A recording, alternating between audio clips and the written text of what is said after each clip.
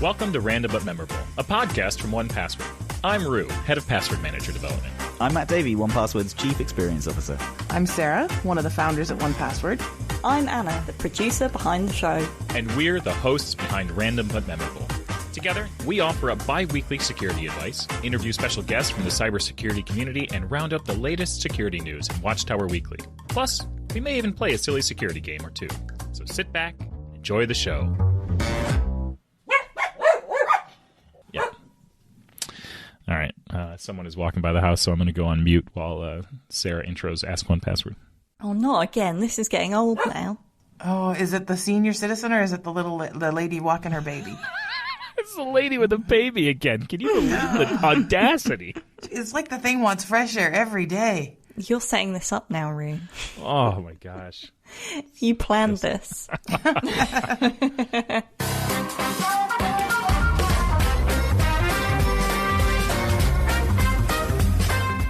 Must she walk places? Very, very, very selfish, honestly. Well, third time's a charm.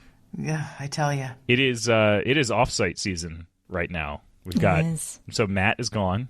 He's in Denver this week. I have 2 offsites back to back. So next week is the product engineering leadership team. They're coming to Syracuse.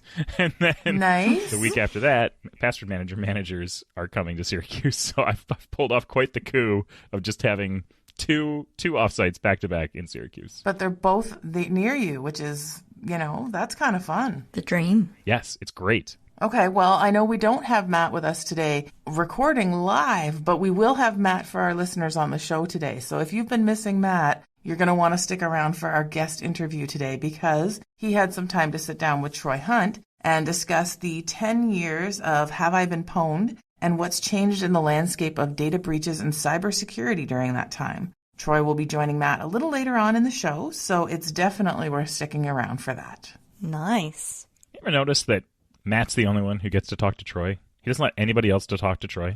You say this every time. Yeah, it's really weird. It's because of the time difference. He's in Australia, so... Sure. Is he back in Australia? Do you want to get up in the middle of the night and speak to Troy Hunt? No. No, I'm fine. That's okay. I mean, I can arrange it next time. No, Matt's fine. He can. Okay, let's jump into some From the Vault. And this week we actually have a giveaway. Yay! We haven't had a giveaway for a while. Woo! Hooray! So this is a very straightforward giveaway, and all we would like you to do is name our next episode using our memorable password generator. So this is to celebrate the fact that we have just localized the memorable password generator in French, Spanish, German, Italian, Portuguese, and Dutch. Oh, that's amazing. That's many languages. Mm-hmm. Yeah. So we've actually done something similar to this in the past where we've asked you to use our generator to name an episode, which for anyone who hasn't guessed yet, this is actually the inspiration behind our random episode names. So if you're wondering why the hell we name our episodes like we do, that is why. And yeah, this was pretty fun last time, so we thought we would do it again. So all you need to do is use the memorable password generator to come up with something completely random, and we'll pick our favourite to name the next episode and win 1 year of 1Password for free. We're only running the giveaway for a week, so you will have to be quick, and the giveaway is now open and will close on October the 8th. You can send your 4-word episode names to podcast@1password.com or tag us on X @1Password and use the hashtag #randommemorable. We'll also leave all the T's and C's, the boring bits, in the show notes. I've decided we should just continue to call it Twitter. I was going to say, I can't believe you called it X. What is X? How do I find X? I'm not a pirate. I don't have a treasure map. How do I get there? I haven't deleted my account yet, but I'm getting close. Oh. I don't use it. It's mostly like in case I need to use it. Go on, do it right now, Roo. Delete it. No, it's all right. All right, let's kick off the show properly with some Watchtower Weekly. This is the part of the show where we like to round up some of the latest news in the cybersecurity realm. No matter how bizarre or depressing, we will be sure to share our thoughts and opinions on it. So first up this week, we have from TheVerge.com, Snapchat's AI selfie feature puts your face in personalized ads. I don't want to read the rest of this. This sounds terrible. I don't want this. I don't want this at all. Okay, next story. Next story. If you're a Snapchat user, you might want to double-check a setting that lets Snapchat use your face in, quote, personalized, sponsored content and ads. I think this would really freak me out. Yep. I think it would genuinely freak me out. All I can think about is it's like those jib-jab Christmas cards. Like, if all of a sudden I'm there sliding that, like, they're weird, but, like, they're fun, but, like, I want to acknowledge that I'm doing that. If all of a sudden there's a picture of me on a couch eating potato chips, I don't need to see what real life looks like to sell me that brand of potato chips. Yeah. I don't want that. Which face is it going to use? Is it going to use the face that I have on when I'm browsing social media? Because my camera's popped up before when I've been doing that, and I go, ah! Oh god, you have like 7 chins. Yeah. 7 chins and dark circles under my eyes. I was like, god damn, this isn't good. Yeah, I use the internet to escape, not to see what I actually look like. Yeah. Yep. The feature, called My Selfie, lets you and your friends create AI-generated images of yourself based on photos you share with Snapchat. When using the feature for the first time, Snapchat prompts you to agree to terms that include using you and or your likeness in ads. You also acknowledge and agree that by using My Selfie, you or your likeness may also appear in personalized, sponsored content and ads that will be visible only to you, and that includes branding or other advertising content of Snap or its business partners without compensation to you. While you can toggle the, quote, see my selfie in ads setting off, 404 Media reports that it's enabled by default once you agree to Snap's terms. Even though Snap may use your face in personalized ads only shown to you, the company says it doesn't share your data with third-party advertisers. Snapchat spokesperson Maggie Chernoff told The Verge, quote, advertisers do not have access to Snapchatter's Gen AI data in any capacity, including My Selfies, nor do they have access to Snapchatter's private data, including memories, that would enable them to create an AI-generated image of an individual Snapchatter. But if you're a Snapchat user and all this has made you feel uneasy, I would go ahead and see if you have the setting enabled. To do that, all you need to do is select your profile photo in the top left corner of Snapchat, tap the settings cog in the top right corner, and then choose My Selfie. From there, toggle off the See My Selfie in Ads setting. This news comes as Fortune reports that about half of Gen Z wishes other social media platforms like TikTok and X didn't exist. That's despite, or maybe because of, spending 4 hours a day on social media, as respondents to the new survey say it's their norm. I actually don't think they need to be super secret about this. I think if they were able to actually advertise, put it out there like a feature, new, introducing My Selfie, stick yourself in commercials from all your favorite suppliers. People would click yes all over that button. I agree with that. I agree with that completely. They would love this. And then it's I think this is something where you should be selling this as a feature instead of trying to, like, people love this kind of stuff. Like, you know, they're going to want to do it. So I don't think you need to hide this one. I think you should just be out in the open and just telling people. And then they probably will see a greater uptick than otherwise. Yep. People are going to join it just to see themselves in the latest Doritos commercial. You know? Don't you think it depends on what ad it is, though? Because you'd want to see your face on, like, I don't know, a really cool product. But if it was like... Miralax? I don't know what that is, but I was thinking Dulcolax. There you go, same thing. Since they both have the word lax in it, I'm thinking they're both for the same product. That sounds like medication that I'd rather not take. Mm-hmm. Yeah. For constipation. Yeah. In case you get a little backed up. Exactly. You don't want to be the face of that. You don't want to be the face of IBS in your own story. I'm thinking that's that Friends episode, right? Joey? And he had the picture. Yeah. Yes. You know. Oh my god. But I think the kids. I think the kids would love it. You know. I think you're right. Yeah. Yep. All right. Next up from bleepingcomputer.com, fake password manager coding test used to hack Python developers. It has recently been reported that members of the North Korean hacker group Lazarus are posing as recruiters and baiting Python developers with coding test projects for password management products that include malware. The attacks are part of the VM Connect campaign, first detected in August 2023, where the threat actors targeted software developers with malicious Python packages uploaded onto the PyPy repository. According to a report from Reversing Labs, which has been tracking the campaign for over a year, Lazarus hackers host the malicious coding projects on GitHub where victims find README files with instructions on how to complete the test. The directions are meant to provide a sense of professionalism and legitimacy to the whole process, as well as a sense of urgency. Reversing Labs found that the North Koreans impersonate large U.S. banks like Capital One to attract job candidates, likely offering them an enticing employment package. Further evidence retrieved from one of the victims suggests that Lazarus actively approaches their targets over LinkedIn, a documented tactic for the group. The hackers direct candidates to find a bug in a password manager application, submit their fix, and share a screenshot as proof of their work. The README file for the project instructs the victim first to execute the malicious password manager application, passwordmanager.py, on their system, and then start looking for the errors and fixing them. To make sure that the candidates won't check the project files for malicious or obfuscated code, the README file requires the task to be completed quickly. 5 minutes for building the project, 15 minutes to implement the fix, and 10 minutes to send back the final result. This is supposed to prove the developer's expertise in working with Python projects and GitHub, but the goal is to make the victim skip any security checks that may reveal the malicious code. Reversing Labs has found evidence that the campaign was still active on July 31st and believe that it is still ongoing. So I think the main takeaway here for any folks applying to software developer jobs is just to be wary when receiving invites from LinkedIn or elsewhere. Before receiving an assignment, verify the person's identity and independently confirm with the company that a recruitment round is indeed underway. Just put that extra step of verification in there before starting work on a recruitment test or coding project. It's pretty good. That's a pretty good scam, if I'm honest. Like, very smart. I don't like it. Don't get me wrong, I don't like it. But, like, that's well executed, I would say. All I can think about is things like the advent of code and, all of those little, like, they're fun little hacking projects where people like to do stuff and they like to contribute and they like to be a part of it. And like this is, different because people are looking for jobs. So it's part of the test that you need to do to get the job. But it's one of those quick little things where you just want to mess around with something and you just do stuff. And, there's a timer. As soon as there's a timer, all caution goes out the wind. Yeah. Because the timer is most important. So, yep. And the amount of work to go and figure out, like, is this place actually hiring? Is this a thing? Like, that's a lot of work.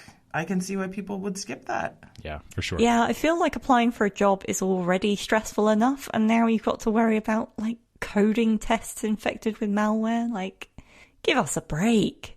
Yeah, it's not cool. All right, the last one comes to us from Futurism.com. Man arrested for creating fake bands with AI, then making $10 million by listening to their songs with bots. Oh. Gosh. See, as soon as you hear this, you're like, he's a genius. I know, right? Yeah. How is this illegal? I want to, let's tell me more. I had a similar question. It's fraud. I'm assuming that this is fraud of some fashion. An alleged scammer has been arrested under suspicion that he used AI to create a wild number of fake bands and phony music to go with them, and faking untold streams with more bots to earn millions in revenue. So I think the bots already, using a bot to pump up numbers is already fraud and goes against the terms and conditions of probably every service out there. Yeah. In a press release, the Department of Justice announced that investigators have arrested a 52-year-old North Carolina man, Michael Smith, who has been charged with a 7-year scheme that involved using his real-life music skills to make more than $10 million in royalties. This reminds me, there's this guy that I saw on social media not long ago who makes songs for kids, and I think they're exclusively, variants of poop songs, or oh, poop, poop, poop, poop, poop on my fingernails. Yeah, stuff like that, right? And he's he's churned out thousands and thousands and thousands of songs. He's like, he goes, I compose them in minutes. He goes, I put them up. I bet he's on the charts. People listen to him. Yeah. I get a little bit of money. And it's all on the up and up, but this just reminds me of someone doing this thing over and over again. Very little skill level required for this. Yeah. Indicted on 3 counts involving money laundering and wire fraud. Ooh, yikes. The man faces a maximum of 20 years per charge. Where does the money laundering come in? 20 years per charge. Per charge, yep. Wouldn't it be great if it was 20 year per song? Murderers are wandering around. Justice system is weird. Yep. Yeah. With legitimate artists struggling to make ends meet via music streaming services, Smith allegedly worked with the help of 2 unnamed accomplices, a music promoter and the CEO of an AI music firm, to create, quote, hundreds of thousands of songs that he then, quote, fraudulently streamed. Smith emailed his alleged co-conspirators in late 2018 saying, we need to get a ton of songs fast to make this work around the anti-fraud policies these guys are all using now. Around that same time, the CEO of the AI music company, which also has not been named, began allegedly providing the musician with thousands of songs on a weekly basis. Smith, in turn, would then use automation to generate tons of fake listens. The CEO wrote in an email to Smith that the Department of Justice released, quote, "Keep in mind what we're doing musically here. This is not music, it's instant music," with a winky face emoji. To manufacture streams for these fake songs, Smith allegedly used bots that streamed the songs billions of times without any real person listening. As with similar schemes, the bots' meaningless streams were ultimately converted to royalty paychecks for the people behind them. By the New York Times regarding the extremely well-documented allegations of fraud, Smith issued a hilariously shocked statement, quote, "This is absolutely wrong and crazy. There is absolutely no fraud going on whatsoever. How can I appeal this?" Wow. I mean, yeah, like, that's not right. I don't know that it's 20 years per charge wrong. You're secretly impressed, aren't you, Roo? I mean, like... Yeah, I am. Yeah, I guess so. Like, yes. I would never do this, but also, like, okay. Like, maybe he's turning around. Like, we have a local hospital campaign right now to get an MRI machine. Like, maybe he's donating all that money to go get health care for his neighborhood. Like, oh, there you go. Maybe. You know, like, I don't know. This is weird. Like, if you can game the system, but 20, like, that's 60 years in prison. On the surface, this sounds like a victimless crime, but he did defraud streaming music companies for millions of dollars. So that's where the crime comes in. But isn't it on to those companies to say, what's your checks and balances? No, I don't think that holds up. No? Like, no. Shouldn't you be able to say, hey, how is this person listening to this many songs over and over again? I mean, potentially, yeah. Like, there's no, like, fraud flag on your system? I mean, I'm assuming there is. I bet that there's a better one now. He's training the system. He's training the system. He's a white hat hacker. I can see why he used bots, though, because even the greatest of songs, I can't imagine listening to a song on repeat for a sustained period of time. So the bot seemed like a necessary evil here. The number of songs should also trip things up, right? Mm-hmm. Like tens of thousands of songs. Which artist releases 1,000 songs this week? Like, the poop song artist. Yeah. He's good, but I don't think he's 1,000 songs a week good. Yeah. All right. Well, I think that wraps up our Watchtower Weekly segment, which means we're going to head over to our guest interview, which means, at this point, I think you've heard enough of us, and I think it's time to move over to everyone's favorite British host, sans accent, which I was thinking about that with our giveaway. We should really encourage you to make sure you specify which language it's in, and then we make Matt pronounce it and really have some fun with it. But I like it. As I mentioned earlier in the show, Matt got the chance to catch up with Troy Hunt. Troy has joined us on the show many a time, so it is a great chance to catch up with him and hear his perspective on the security landscape. So with that, we will drop it in here, and Matt can take it away. Today, I'm thrilled to welcome back friend of the show, Troy Hunt. I think this is Troy's 5th appearance on the show, so he might as well become a guest host at this point. But for those listening that might not know by now, Troy is a renowned security consultant and leader in this field of cybersecurity. He is the creator of Have I Been Pwned?, a widely used platform that helps individuals and organizations discover if they've been compromised in a data breach. With hundreds of data breaches published and a reputation as a trusted expert, Troy is frequently cited by news outlets and has authored numerous security-related workshops, plural site courses, and blog posts. So welcome back to the show, Troy. Hey, mate. Thank you for having me. So how are things since we last caught up? Very pwned. Everything is very pwned. There's no bottom, is there? We just keep going and going and going and going. We're past 800 breaches the other day. I thought it was impressive when I started with 5. So here we are, business as usual. And are you counting in that, the combined breaches that just keep hitting the press as oh my God, 1 billion credentials? Well, I'm only counting the breaches that are laid into Have I Been Pwned. Of course, that's a subset of everything that we know, and that is a subset of everything that has actually happened. And then when we see the ones that hit the press, there's been a lot in the press lately about US social security numbers with the National Public Data breach. That is one breach, and that's in Have I Been Pwned. It's a bit weird for a number of reasons. What I'm not doing is getting sucked into this.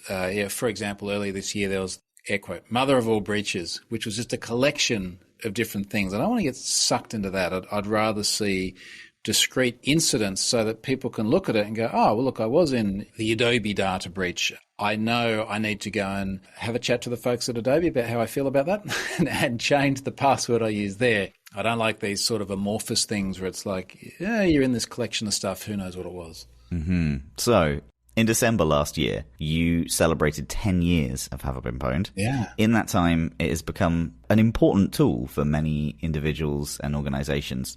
How has the platform evolved since its creation, and what impact do you think it's had on public awareness of data breaches? It's interesting that the platform itself really hasn't changed a lot until about now. We're just doing a rollover of the underlying database model. We got our first ever proper employee yesterday. We are literally at day 2 now, so we've got someone that we know very well who's taking care of that. So really, architecturally, nothing has really changed until now, and then it will still look the same on top. But now that we've actually got dev resources, now we'll be able to invest on top of that, hopefully even give it a little bit of a spruce up. A lot happens in 10 years. And then I guess in terms of data breaches themselves, over the space of 10 years, it kind of feels like the overarching picture hasn't changed. Like we still have lots of breaches from lots of different places.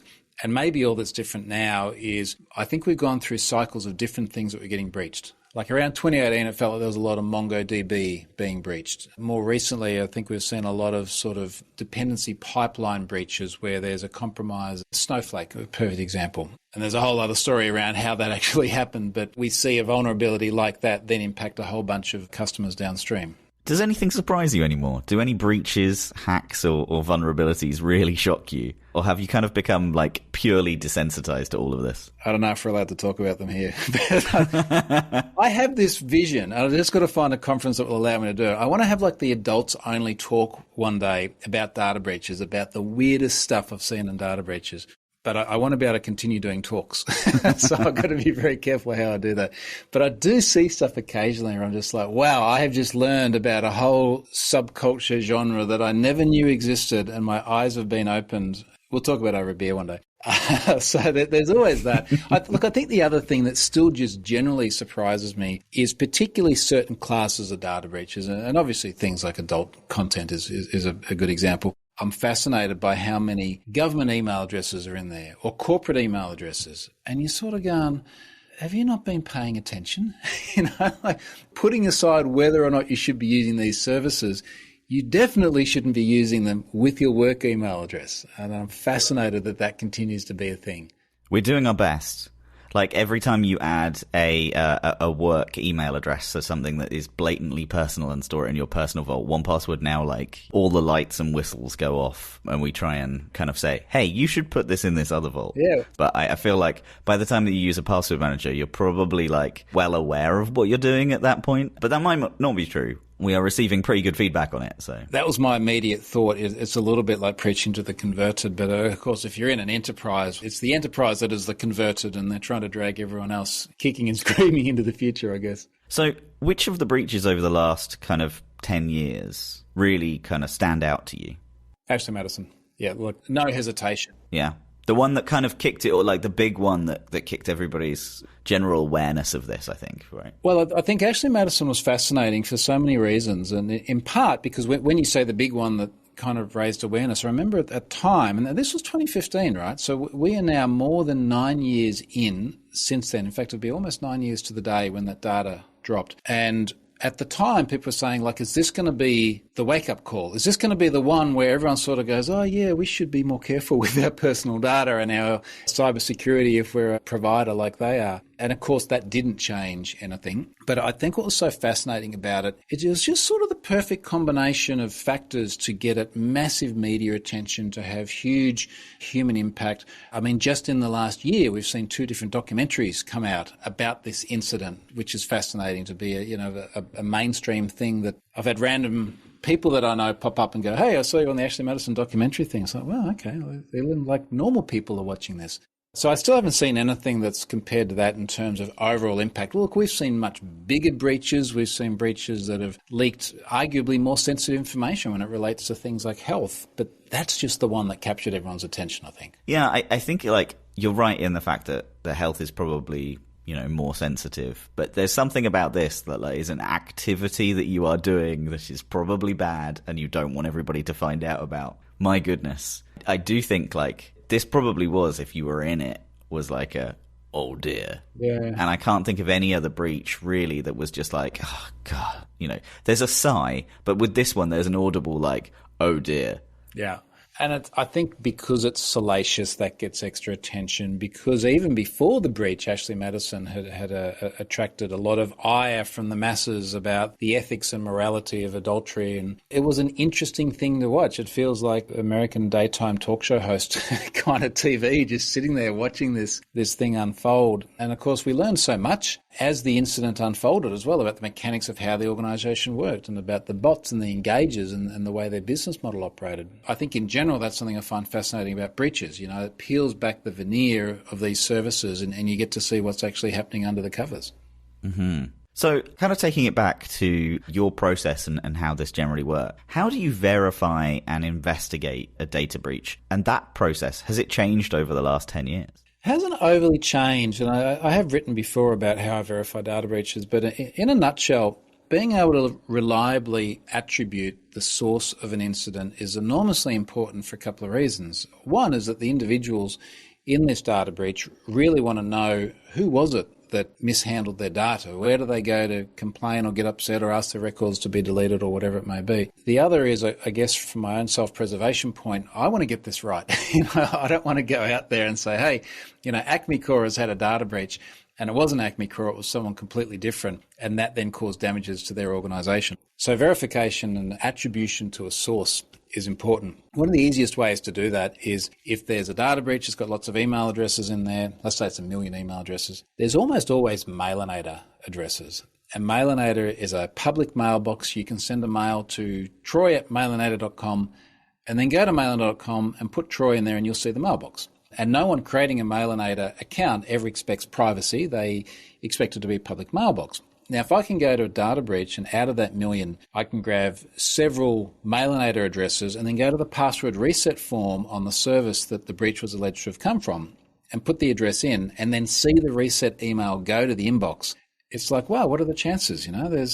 There's multiple email addresses alleged to have come from this service and they all exist. They all are customers of the service. So that's a really solid way. I've got almost 5 million subscribers on Have I Been Pwned at the moment. This is just the freebie, enter your email address. I'll let you know if you turn up somewhere. Occasionally, I will reach out to a bunch of those that are in a new breach and I'll say, look, you signed up to this service. You want to know if you've been in a breach? I think you might have been. Can you help me verify if this is legitimate? Did you use that service? Did you put your email address in there? A lot of the time people have got receipts because they bought something or the welcome email that they've kept. And of course, going back to the organisation itself, particularly if disclosure is required, I'll go to the company and say, look, I've got this data. Someone sent it to me. I think it's yours. You should know about it. And there's nothing like confirmation from the organisation itself to be completely confident of the source. The disclosure element, has that changed over the last 10 years? Do you find at the beginning, disclosure was very much optional and also very much nah, we didn't do it, and kind of behind closed doors. Is it any better? I think I look at disclosure in two parts. There's my disclosure to the organisation of letting them know, and that's pretty much the same for me. I'd say it's still painful. It's still one of the hardest things I do. And then, of course, there's the disclosure of the organisation to the impacted individuals. I do fear, just as a gut feel, that it is worse now than what it was. And the sense I get around this is a combination of things seem to go from talking to an organisation to their lawyers very, very quickly. And what I mean by that is not necessarily me getting lawyer letters, although that does happen every now and then, and we have a nice chat, and so far it's been okay.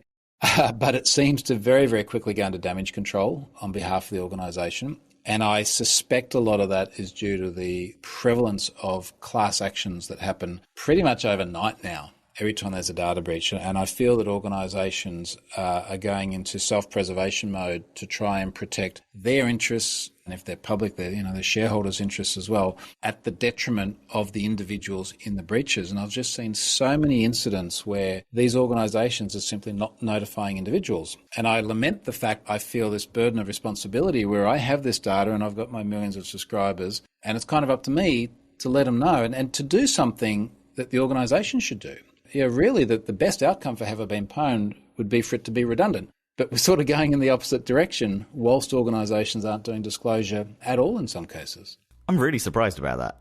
I honestly, I would think it's getting better because there's more force, there's more awareness and fear about this kind of stuff. But I guess that very could be pushing exactly in the opposite direction. Yeah, some people would argue, well, there's also more regulation. Since I started this, there's GDPR, there's CCPA, we've got a mandatory data breach disclosure scheme in Australia as well. Different parts of the world have implemented regulatory controls around this. But what I think a lot of people don't understand is that a lot of these regulatory controls don't mandate disclosure to the individuals in a breach. They usually mandate disclosure to the local regulator. Mm-hmm. And I've seen so many examples, and Europe is probably a particularly good one because people are like, let's go and GDPR these guys. I feel like it's a verb. We're going to go and GDPR this company because they didn't disclose to us. Yeah, but they disclosed to their local regulator, and there are only certain conditions that need to be met in order for them to have to tell you as well. That I find is a bit of a shame. I just think just as a good faith thing and frankly a corporate responsibility thing, if you've lost someone's data, let them know. That doesn't seem too hard to me. You mentioned earlier that you've kind of see this trend move from things that are breached and different pieces of data. Can you talk some more about that? What are the things that you've observed and what currently are some of the most common vulnerabilities that do lead to data breaches? Scraping has definitely been one that we've seen more prevalent in recent years. I can think of multiple examples where there are services that would intentionally expose some data publicly, and then someone will go through and they'll enumerate it. And instead of you using a service that has an API that pulls back someone's profile and you see just a little bit of data for that person, someone has now gone and pulled out millions, tens of millions, hundreds of millions of records by enumerating through this collection of API endpoints just by passing. Many of these APIs will take an email address and come back and give you information about it. And they'll collate this huge amount of data and then go, this is the Acme Core scraped data breach. I've seen a lot more of that, and I suspect part of it's because we have so many services that are, by design, exposing little bits and pieces of information, let's say, about someone's profile. And there's an argument that if it's scraped data, it's not even a breach because the data was literally meant to be publicly accessible. And I've written before about whether or not a scrape is a breach. And to my mind, in any case where there's data which has been misused from the fashion in which it was provided and it was expected to be used, then that does constitute a breach. So that's something that we've seen many, many times over, particularly some of the big social platforms as well. And that includes Facebook, Twitter, LinkedIn. They've all got large scraped data breach corpuses in Have I Been Pwned now. Interesting. Yeah, I'd never really kind of thought about that element. If something is protected, but it's still kind of leaking small bits, you can still bundle all of those up and it's still dangerous. I think also that a valid question here is if you are in one of these incidents, LinkedIn's a great example because that was a massive scrape. If someone scrapes your data and your personal attributes and the things that by design you've given to LinkedIn to be discoverable by other people, but they've siphoned up yours and millions of others of personal profiles, would you want to know about that? Would that bother you? And most people say, yeah, look, that's not what I gave my data for. And of course, scraping it is a complete violation of all the terms and services, but that's not really what hackers worry about, is it? They just want the data. Yeah, I think I'd be bothered by it because of what it's used for rather than when you give it to LinkedIn or something like that, there is a purpose to that. And then I'd like to be aware when it's used badly because that is kind of part of something that you can use in order to say, actually, I'm sort of protected about this because I know that that's out there, so I'm not going to use it as a security question if I have to or something like that,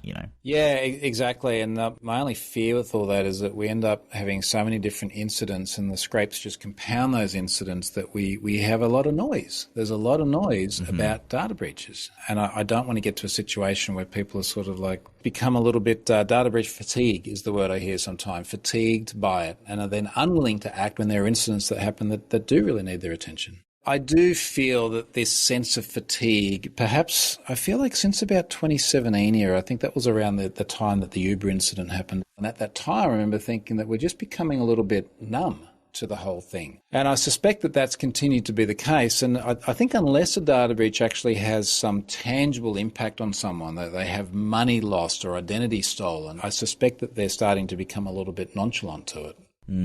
You mentioned there was a lot of noise in general about data breaches. I think a lot of noise in cybersecurity in general. Is there anything that kind of like piques your ears? Is there anything in the current zeitgeist that either excites, scares, angers you when it comes to cybersecurity? Lack of disclosure. What angers me, it's I don't need much time to think about that. The fascinating thing is, as Have I Been Pwned has become more mainstream and more accepted, I've spent a lot more time with people in law enforcement capacity and people in politics, and people who are making the regulations around these things. And I've really been interested to see their position on all these things. And it's so well aligned with ours. They're like, yeah, of course people should be told about data breaches. And yeah, we need to clamp down on these organisations. But I see very little of substance change. And maybe this is just part of that age-old problem of technology moves forward so quickly. And the law takes a long time to catch up to it. But it just feels like we're much further behind now than what we were before. And again, maybe that's just reflective of the exposure I've got now too. But there's a gap that we need to try and fill here. So moving from kind of, problems that exist to hopefully some solutions that exist, for the average person who wants to improve their online security and privacy, do you have go-to practical immediate steps that someone can take to protect themselves against this? Does the standard, old response of keeping your software up to date, not using reused passwords still apply? Or are there more advanced, more contemporary things that you're starting to think about in terms of privacy? I appreciate it's a pretty predictable response given the podcast, but obviously having a password manager, I still feel it's just that the number one thing, that the prevalence of reuse is nuts.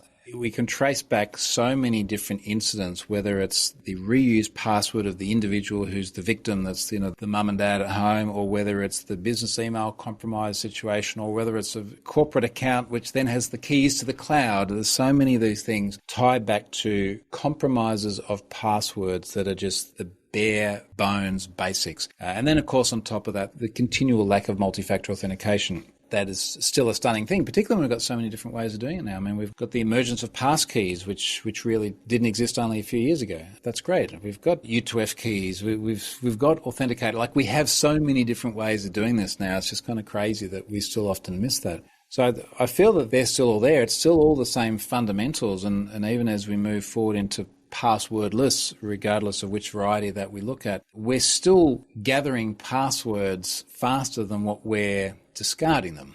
So this problem really still keeps growing. And I remember even 10 years ago, I'd do interviews and people go, are we still going to have passwords in 10 years? And now I talk to people, I'm like, do you have more passwords now than what you did 10 years ago? And everyone's like, yeah, because the old ones don't die. Like I got more than what I've ever had before. So I still feel that this is just the absolute heart, and it's the low-hanging fruit too, right? We have easy solutions to this. I think that's the headline, honestly. Like, even with passwordless, we are still accruing passwords. It's just now I am accruing passkeys. What do you see, as the biggest challenge in combating like all of this in the next few years? Do you think the industry is prepared for it?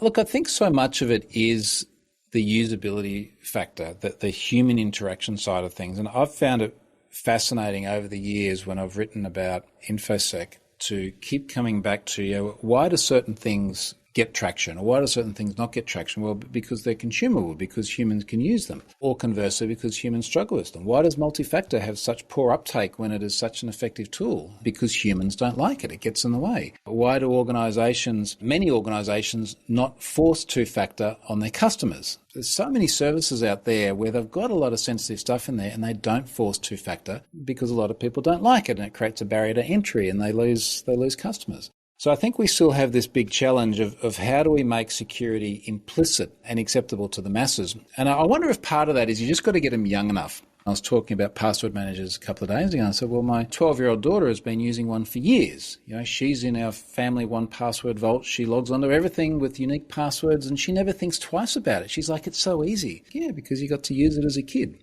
Maybe we've got to get a foothold in the schools, and start making security something that kids just grow up with and they don't think twice about. Do you think that's where the place where you can be optimistic about the future of cybersecurity?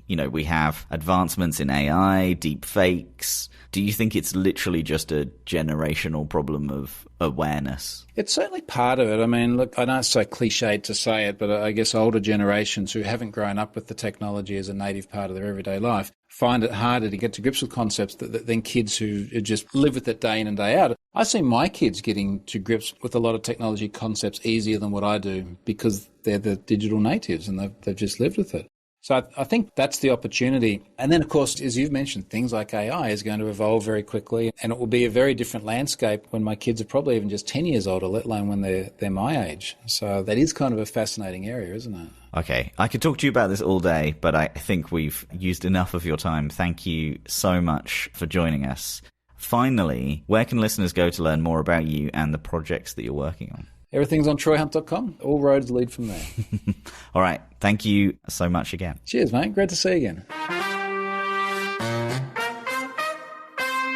Thank you, Matt and Troy, for that. It's always great to hear from both of you. And with that, it's now time to move over to Ask One Password, our advice segment where you can ask Auntie Roo anything you would like. This is where we'll answer your questions, whether they're security related or maybe you just need some life advice. This week, we have an email from a recent guest of the show, Alan Watkins. This is a show first, but Alan wanted to follow up on some of the topics we discussed. So he said, Roo, you had a really interesting guest on the podcast recently. This is where you put the heavy wink. I'm just trying to remember his name. I enjoyed listening to the full podcast and the wide variety of topics discussed. I have ID protection services from 2 of the 3 credit agencies, and they show 7 instances of my social security number available on the dark web, along with a linked password for some of them. There's really nothing I can do about it. My credit's been frozen for at least a year now. Your question about fees for a credit fees. Is it free with all of the 3 credit agencies? You probably don't have the correct links, so I've listed them below. I fully agree that everyone over the age of 25 should be doing estate planning, whether it's actually creating a will or a living trust or some other type of legal plan for your future. Don't forget to keep it updated at least every 5 years or whenever there's a change in your life circumstances. Let me know if there are any specific cybersecurity areas, topics that you might want to talk about in the future. Alan Watkins. Yes. Thank you, Alan. This is great. And you're totally right. I had the wrong links. And where I was landing when I was on the 3 major credit score bureau websites was for their, like, they all have for sale products that, like, lock down your credit. But there is a separate credit freeze that is free. I did have to create an account with each of these services, but I did not have to pay anything. So I have now done that, and it should be fine. But yes, thank you. And I'm sure that we will include the correct links in the show notes. We'll get it right this time. Which brings us, we actually have another quick question from Scott, who says, Hi, Roo, Sarah, Matt, and Anna. First off, thank you for continuing to publish episodes. I've been loving the season so far. Thank you, Scott. I have been hoping to do some life admin general digital decluttering soon. I've noticed I have so many old logins and credit cards and addresses that I don't use anymore, but I don't want to delete them in case I do need them. Do you have a recommendation as to how I can get them to stop clogging up my main vault? It would be great to clean things up in 1Password when I finally get some time to do the boring but satisfying life admin tasks. Thank you to the entire 1Password team for the hard work you put in to making such a life-saving app. Scott. This is a great question. It is, yeah. So there's a couple different ways to solve this, and we have provided a couple different ways to solve this over time. So at one point in the past, I created an archive vault, and I just put everything I didn't want in the archive vault, and then I made sure that it didn't show up in, like, my main vault collection that I use for everything. Since then, we have introduced the archive feature, where you can archive items that you don't use anymore or you want to hide from search and suggestions. And then if you get to the point where you no longer need the archived item, you can choose to delete it to permanently remove it. So you should be able to archive any item you want within 1Password, and it will go right into the archive section, and you'll be all set. So, like, walk me through it, Roo, because I'm like, I got to spend some time with Scott here doing some digital decluttering. So I'm using 1Password 8. I click on the login, and I can see, like, I open the app, I look at it, I'm like, ooh, that's old. There's just a handy little button right there. You made it that easy for me? So, yes, Sarah, when you are viewing an item, you can tap on the More button in the upper right-hand corner of the item details, and it'll pop up a little menu, and you'll see at the bottom there's Delete, and right above it is Archive. And if you click Archive, it'll shove it into the Archive section, and you'll be all set. Love it. Yep. Love it. Very easy. You can also drag and drop. Makes it quicker, Scott. You can just do like 4 or 5 at a time. You don't have to, like, do the whole thing. Very nice. Yeah, you can just drag and drop. It's great. So with that, shall we move on to some password panic? Yes, but we don't need to play the song. We can just go to password panic. You can put it in later. Okay, so let's close out today's show with some password panic. This is our latest game, which never seems to have a clear winner. But I think that's become part of its charm. So let's kick it off and play the jingle. Password panic. Answer quick, recall the list, and only time will show how the competition in this edition of Password Panic will go. So, welcome to Password Panic, the fast-paced memory testing trivia game. Here we have to answer a number of general knowledge questions to create one long password. But there's a twist. When answering, Sarah and Roo must recite every correct answer from the round in order before adding the new answer to the list. As this long list grows, we will begin to create a complex password. Whichever host remembers the most correct answers is crowned the winner, but we usually don't have a winner. We don't know how to do that last part. We don't know how to bring it home, so No, that's fine. The crown is on the shelf. And you might hate me this week because I've decided to ramp up the difficulty a little bit. Oh, it was already too difficult. I'm sorry. If this is heavy geography, I'm out. I will leave. Oh. Well, the questions follow a theme. and that theme is geography. Where do you live? Well, we'll see. I'd like to see how quickly you can guess the theme. So here we go. Question number 1. What is the currency of Mexico? Bing. Go on, Roo. The peso. It is the peso. See, you said it was going to be more difficult, so immediately I was like, the answer's peso, and I'm like, well, don't buzz in, because it's obviously not. There's no trick questions, Sarah. It's not peso. Number 2. What's the first name of the Hollywood actor known for playing Joel in The Last of Us and Mr. Fantastic in Fantastic Four?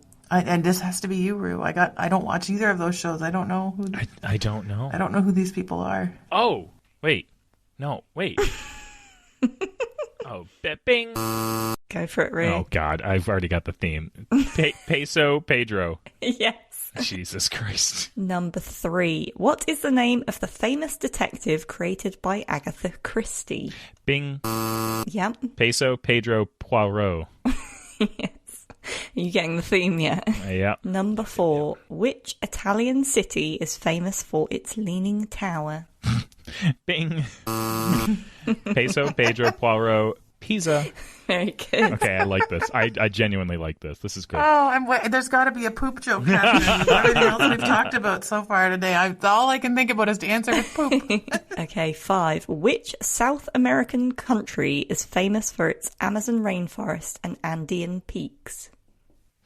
Bing. Go for it, Roo. Peso Pedro Poirot Pisa.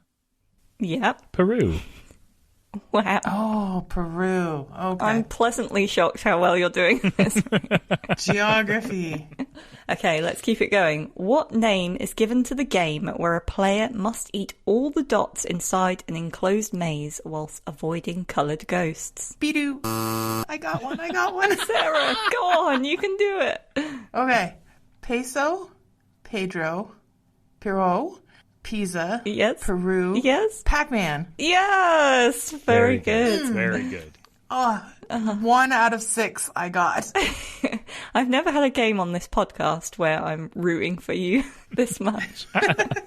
Okay, number 7. What is the name of the fictional bear who loves marmalade sandwiches? Bidoo. Peso, Pedro, Peru. We missed one. Pisa, Yeah. Peru, Pac-Man, Paddington. Very good. Okay, number 8. She gives it to me. I know, I love it. She's like, you've sucked so far today, Sarah. We're giving it to you. Oh, okay. I don't think we've ever got this far before. This is number 8. Which mathematical constant is approximately equal to 3.14159? Bing. Peso Pedro Poirot Pisa. Yes. Peru. Pac-Man. Wait. You got one more. Wait. Paddington, and then Pi. Very good. Totally drew a blank. Okay, number 9. What is the name of the long, thin tube-shaped pasta in Italian cuisine? Bidoo. A reluctant Sarah. Please, let's do it. Peso, Pedro. Perot, Pisa. Peru. Pac-Man, Paddington. Whatever Roo just said that starts with a P. Pie. Pie, that was the one that you eat. And then penne. Yes, very good. Oh my gosh. Oh, that's not what I thought it was going to be. But okay, good. Okay, so I actually only have one last question here because we never get to 10 questions. Sarah, we're going to team up, okay? We're going to team up to bring this home. Yep. Yeah. I think whoever buzzes in first gets the win. Okay, but, well, we're going rogue. You can't control us. Okay. Final question. I do what I want. Which letter is often used to symbolize parking? What? What? For real? Yeah. Oh my gosh. For real? All right. Bing. We'll go Peso, Pedro, Poirot, Pisa, The tower. Yeah. Peru, Yeah. Pac-Man, Paddington, Yeah. Pie, Penne, P. Very good. Wow. How did you score better in this round than any other? Does the letter help? It's the letter. Interesting. It's the theme. It's the letter. Yes. It definitely tells you that you've got to This think is of a a word P. with a P. 100% it helps. Okay. Yeah. That was great. This is what Sesame Street has taught us. Yeah. This episode has been brought to you by the letter P. Correct. Yes. Yes. That's how I knew it wasn't rigatoni. God, now I want pasta. I'm on a page of 34 pastas, and it's just... Oh. Oh, I think I'm making pasta for lunch. You're going to go hang out in Pisa and eat some pasta and play some Pac-Man? Nice. Well, that was genuinely fun. I recommend that again, please. Let's do that. Let's do that next time. Next episode sponsored by the letter F. Ooh. Fantastic. Well, this was fun. Love you both. Love you both. Love you too. Bye-bye. Bye-bye. Thank you so much for tuning in this week. If you're enjoying the show, we'd love it if you could subscribe to the podcast on Apple Podcasts, Spotify, or wherever you listen to your podcasts. You can also leave us a rating or review. It's one of the best ways to support Random But Memorable, and we always love reading your feedback. We're also a community-led podcast, so if you have any questions for us, topic requests, or even guests you'd like to hear from, please send us an email at podcast@onepassword.com. We read all of your comments and look forward to hearing from you. We hope you'll join us for the next episode with plenty more random moments in the wide world of cybersecurity.